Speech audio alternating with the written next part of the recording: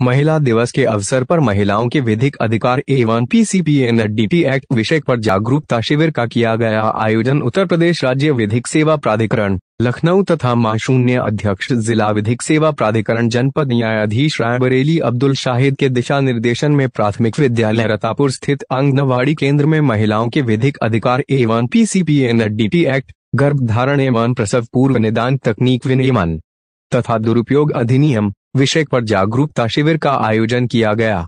Corona महामारी को ध्यान में रखते हुए सोशल डिस्टेंसिंग का पालन करते हुए कार्यक्रम का आयोजन किया गया। सचिव द्वारा शिविर में उपस्थित महिलाओं को महिला दिवस की बधाई दी गई। महिलाओं को संबोधित करते हुए बताया कि महिलाओं को उनके विधिक अधिकारों के प्रति जागरूक किया गया।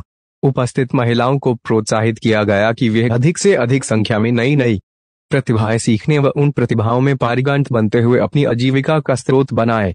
समाज में महिलाएं आज भी अशिक्षा के कारण बहुत पिछड़ी है, इसलिए बेटियों को पढ़ाने की अत्यधिक जरूरत है।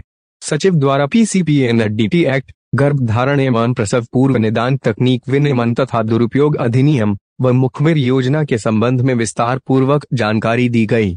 प्रथम शून्य सरकार की विभिन्न कल्याणकारी योजनाओं के संबंध में जानकारी प्रदान की गई।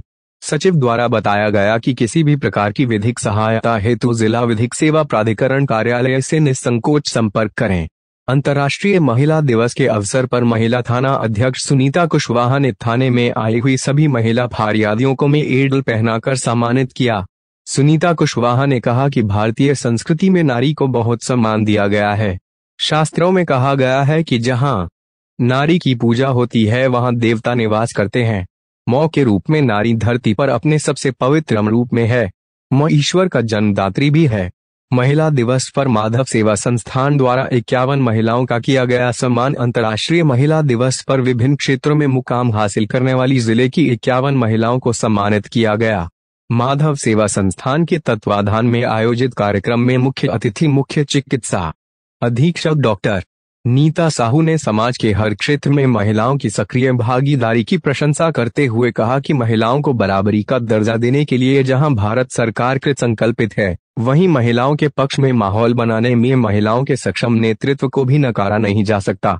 कार्यक्रम की संयोजक प्रियंका अवस्थी ने आए हुए अतिथियों के प्रति आभार व्यक्त करते हुए कहा कि कई मिथक तोड़ते हुए विभिन्न क्षेत्रों में महिलाएं समाज में सराहनीय योगदान दे रही हैं, जिनका समय समय पर उत्साहवर्धन करना संस्थान का दायित्व है।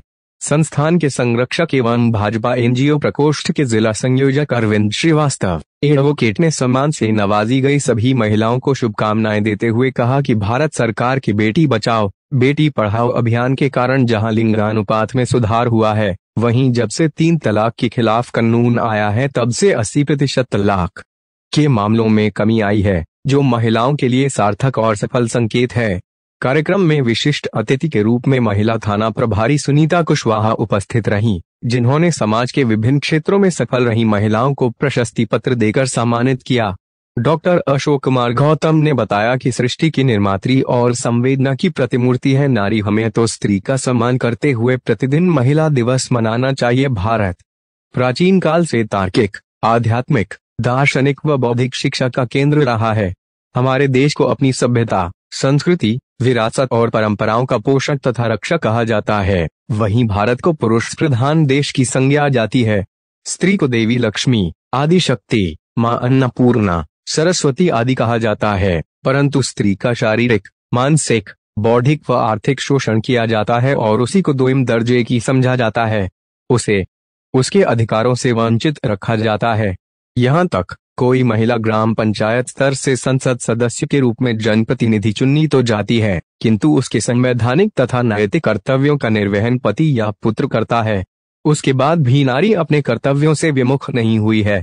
स्त्रियों को कलम और कृपाण चलाना बखूबी आता है, जरूरत है सिर्फ उसे मार्गदर्शन की। पंडित जवाहरलाल नेहरू ने कहा था, लोगों को जगाने के लिए महिलाओं का जागृत होना जरूरी है। नारी प्रकृति की शक्ति है तो पुरुष शक्तिमान। शक्ति के बिना शक्तिमान का कोई अस्तित्व नहीं है। सुख दुख, हर्ष विषाद, आकर्षण विकर्षण में भी नारी की प्रधानता रही है। सावित्रीबाई फुले, लक्ष्मीबाई, झलकारी बाई, बेगम हजरत महल, इंदिरा गांधी, कल्पना चावला, सुनीता विलियम्स आदि ने न सिर्फ अपने हाथों में कलम उठाई, आवश्यकता पड़ने पर प्रत्यक्ष या अप्रत्यक्ष रूप से तलवार भी उठाई है। हम 21वीं सदी में जी रहे हैं। हमारे विचार बहुत श्रेष्ठतम होने चाहिए, किंतु ऐसा संभव नहीं हो पाया है। दहेज प्रथा, भ्रूण हत्या, अशिक्षा, अधिकारों का शोषण आदि करने में पुरुष वर्ग आज भी पीछे नहीं है। अफसोस है कि यह अक्षम्य अपराध करने वाले अधिकांश लोग ग्रामीण क्षेत्र के न होकर नगरों के उच्च शिक्षित धनाढ्य परिवार से होते हैं। घर की लक्ष्मी या यूं कहें कि प्राइवेट बैंक है नारी। कोरोना काल में जब लोगों के रोजगार छिन गए थे, व्यापार ठप हो गया था, तब घर के लक्ष्मी रूपी नारी ने ही पूर्व में पाई जोड़ा गया धन से अपने परिवार की जीविका संकट के समय चलाई थी। नारी सृष्टि की निर्मात्री है। हम भूल जाते हैं कि संसार बेटियां नहीं होंगी तो हम बहू कहां से लाएंगे। सही मायने में बेटियां ही मौत के मुंह में जाकर भी संतानों को जन्म देकर वंश चलाती हैं, पुरुष नहीं। कोई भी देश तरक्की के शिखर में तब तक नहीं पहुंच सकता जब तक उस देश की महिलाएं कंधे से कंधा मिलाकर न चल सके।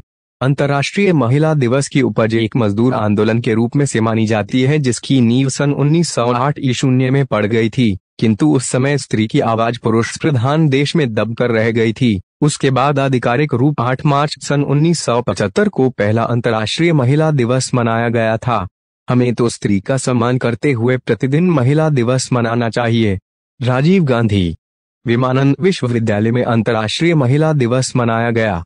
सभी छात्राओं, महिला कर्मचारियों ने भाग लिया। Doctor Chaukiyal, head of academic new standard Balika Vidya मंदिर रायबरेली में अंतर्राष्ट्रीय महिला दिवस भव्यता पूर्वक मनाया गया। आज के कार्यक्रम को विद्यालय प्रधान आचार्य जी की उपस्थिति में महिला शिक्षिकाओं ने शानदार तरीके से एक दूसरे को गुलाब भेंट कर अपनी खुशियों का